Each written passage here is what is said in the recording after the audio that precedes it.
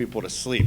That's an aggressive song there, and then 728B is also going to be an active song. So if I do put you to sleep, Ryan will wake you up.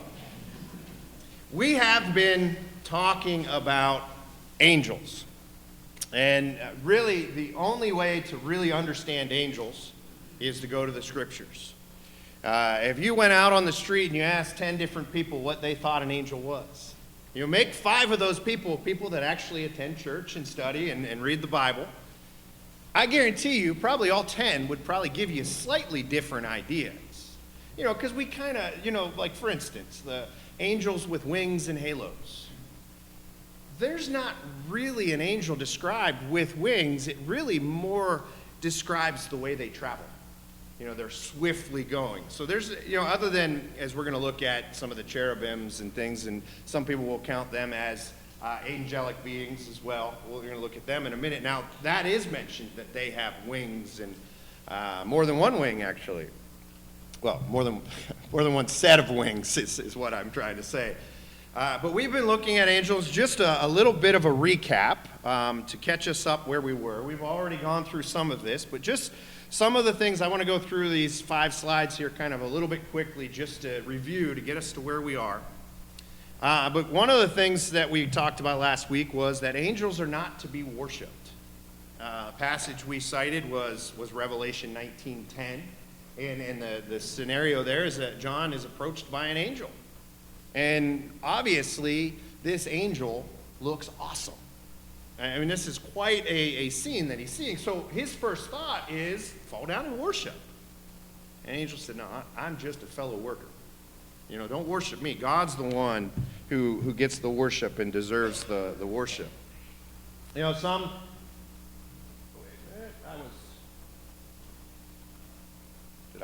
Did I hit that too many? Well, okay, that thing went crazy.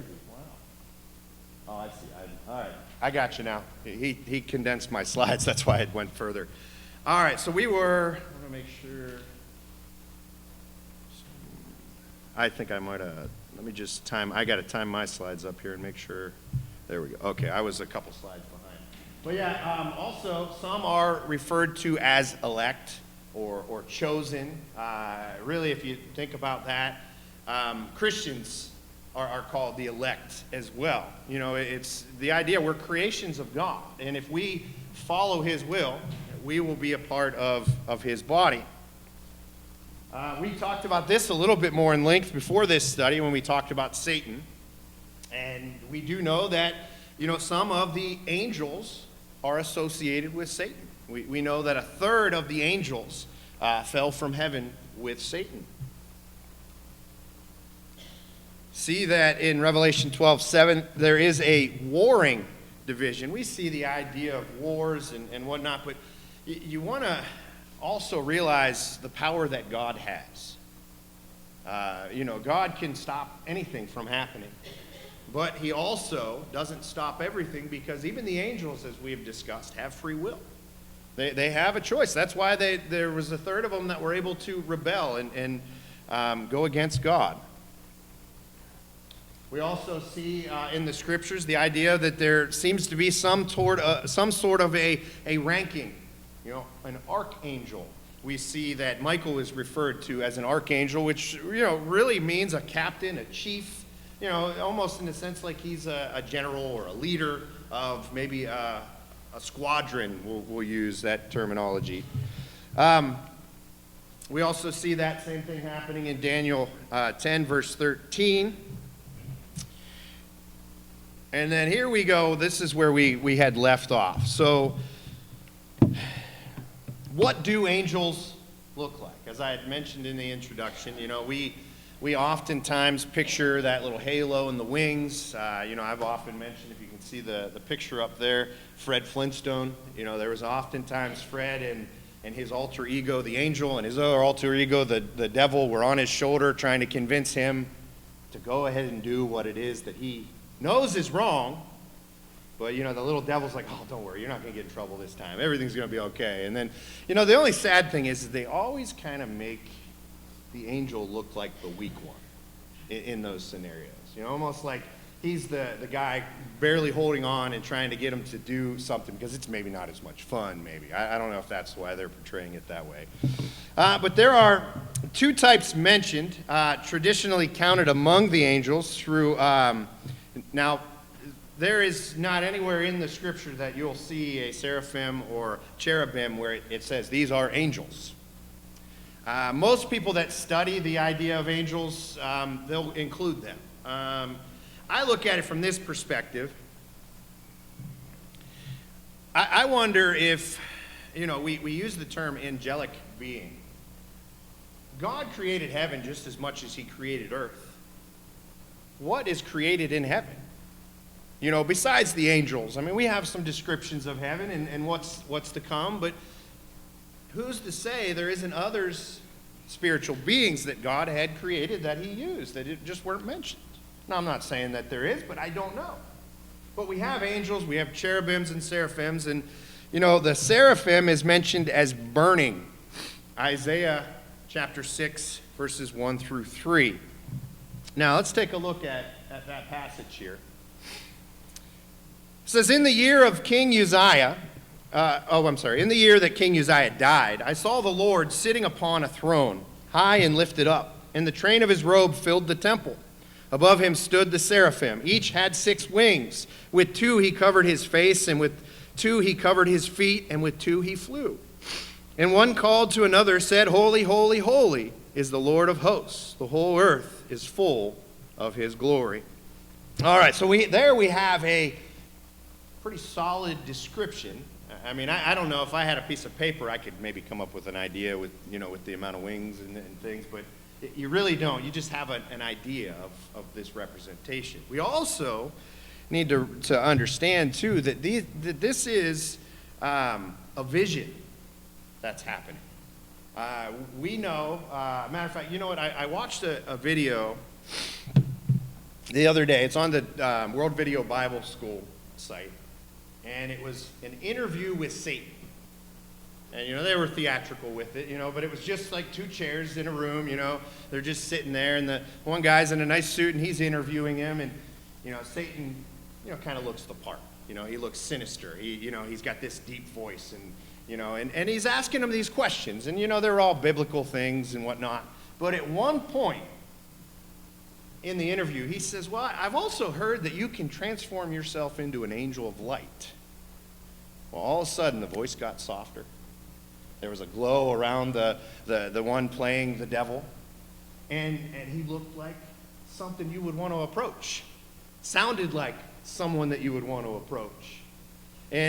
But what I'm trying to get at is, a lot of times when we see these visions, God is using descriptive things to put his message out. So we also have to kind of, hold to that just a little bit. But we also look at Psalms 104, verse 4.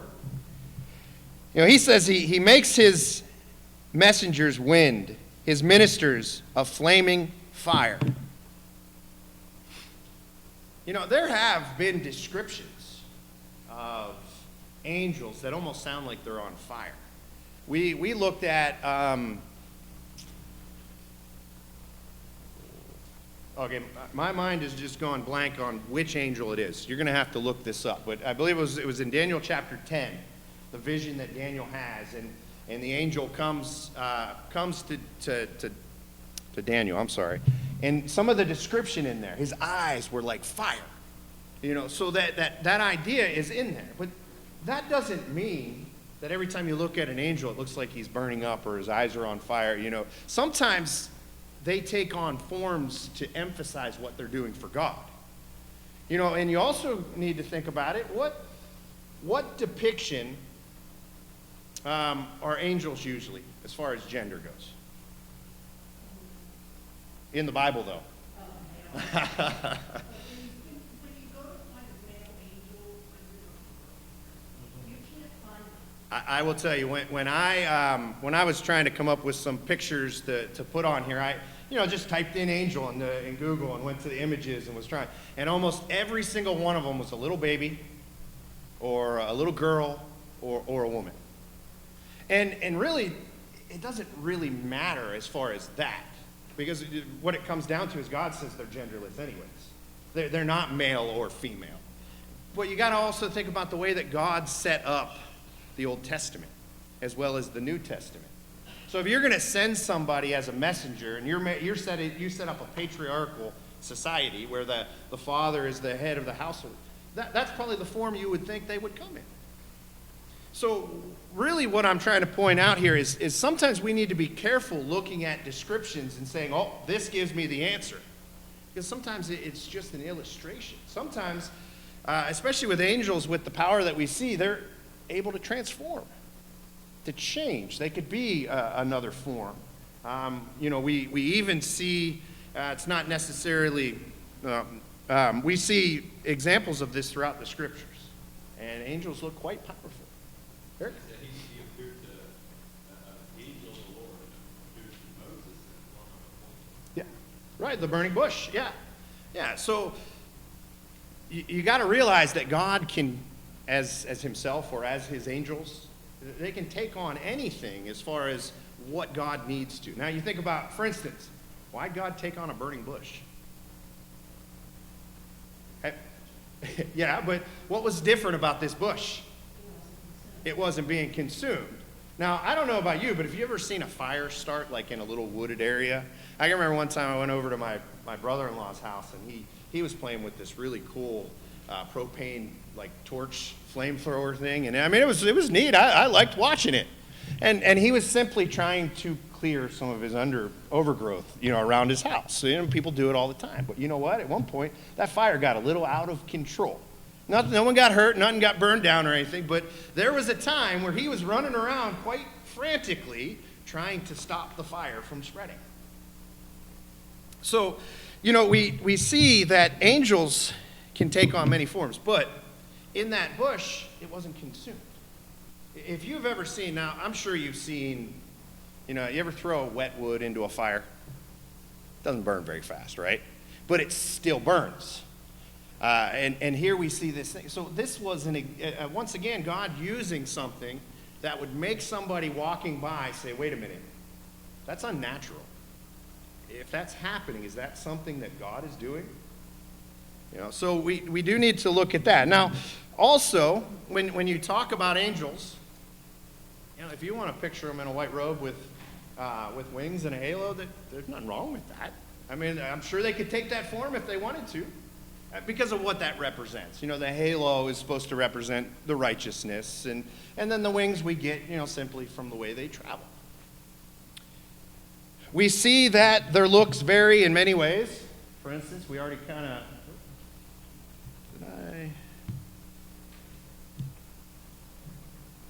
I jumped ahead, I'm sorry. Yeah, we are on, the cherubims hold fast, Ezekiel 10:5. And the sound of the wings of the cherubim was heard as far as the outer court, like the voice of God Almighty when he speaks. So this power is seen as well. Now they look in various ways. Daniel 8 and verse 15. Then they appear, they can appear as a man. Simply as that. I mean, there are times in the scriptures where people are talking with angels and don't even realize it at first. They're not even sure that that's who. People would think that Abraham in the wilderness invited those three men in because they were God and his angels. He did not know that at that time. He was helping strangers out. He was trying to be hospitable. Now, he did find out, but he didn't know at the time. So angels can take the form of a man. How about Hebrews 13? And this question came up a little bit last week. But here's the idea that they're not always recognizable. Hebrews 13, verse 2, do not neglect to show hospitality for strangers, for thereby some have entertained angels unaware. Now, are there angels walking around, knocking on your door, asking for dinner? It's very possible that somebody still could be in, that we run across that, I mean, it's in there. It says that. But it also could just simply mean the idea that, what if the person you're extending hospitality is a Christian, is a member of the church? But we do see that. I mean, they can be unrecognizable. We talked last week that they also can be invisible. You know, imagine this. You know, when we come together, we know that God hears us, no matter where we are.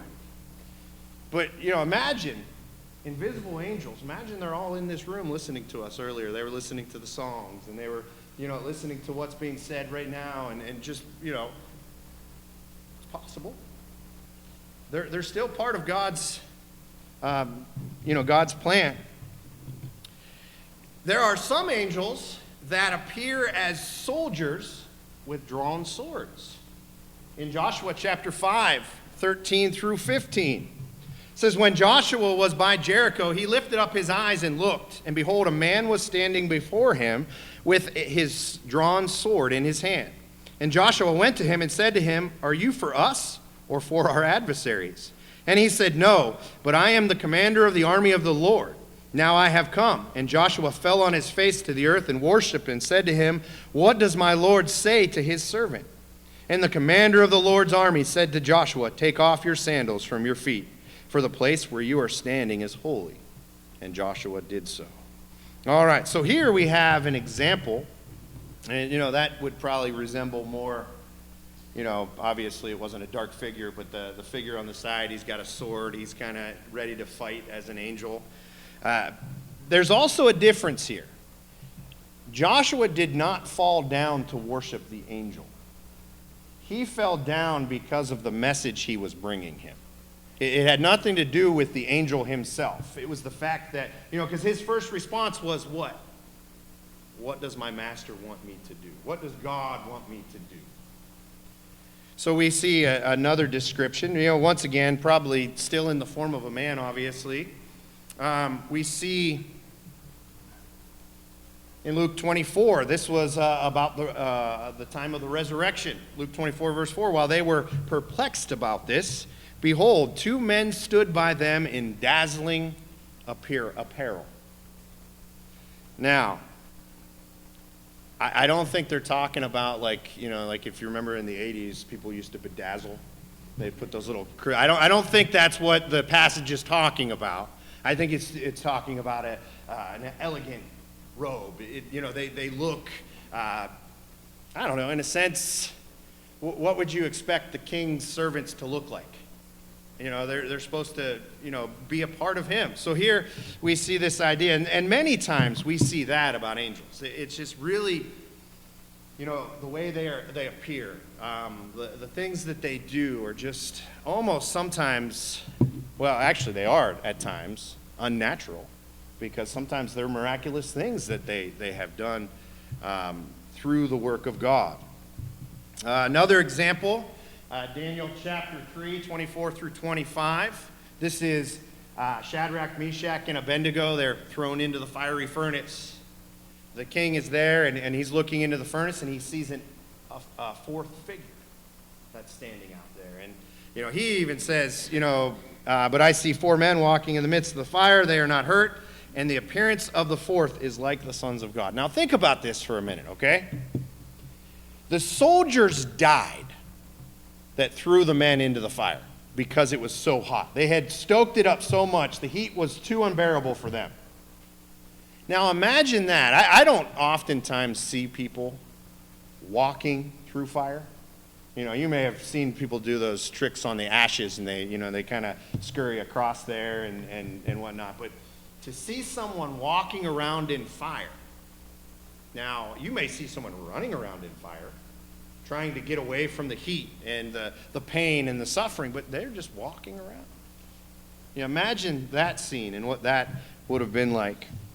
And then here's that passage in Daniel chapter 10 that I was talking about. This is the description here. He says, I lifted up my eyes and looked, and behold, a man clothed in linen, with a belt of fine gold from Uphaz around his waist. His body was like beryl. His face was like the appearance of lightning.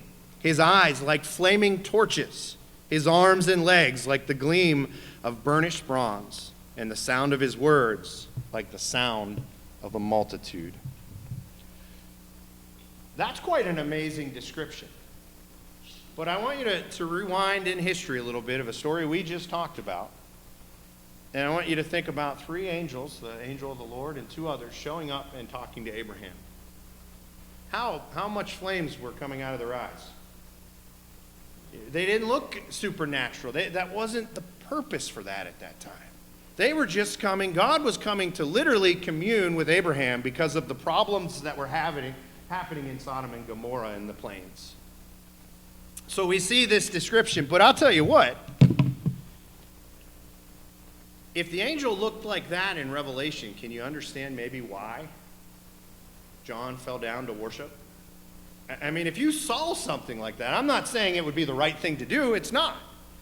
But if you saw something like that, you think about the comparison of the angel to Joshua. He just looked more like a soldier. He didn't look, he might have been spectacular. Maybe he was big. Maybe he was that guy that you looked on the front lines and said, that's not the guy I'm going to pick a fight with. I'm going to go over here where the guys are smaller. He might have been something, but the idea of him being on fire or flaming eyes, I really do believe that God uses that just as an emphasis for what he's trying to do. So you see these examples in the scriptures here, and we're going to finish up here. Let's see. This is another one that we see. Here we've had some examples of individuals that, John fell down, he thought he should worship. Joshua fell down because here's the message from God. I want to put myself in the right place so I can hear God's message. There's not much fear going on there. Those guys seem quite comfortable in those situations. But Luke 2, verse 9. And behold, an angel of the Lord stood before them, and the glory of the Lord shone around them, and they were greatly afraid. I want to emphasize something that's said there. The glory of the Lord shone around them. So it's as majestic as the angel is in many scenes that God sends. They're only that way because of God. God gave them their abilities. God gave them what they have, the powers, the strengths that they have.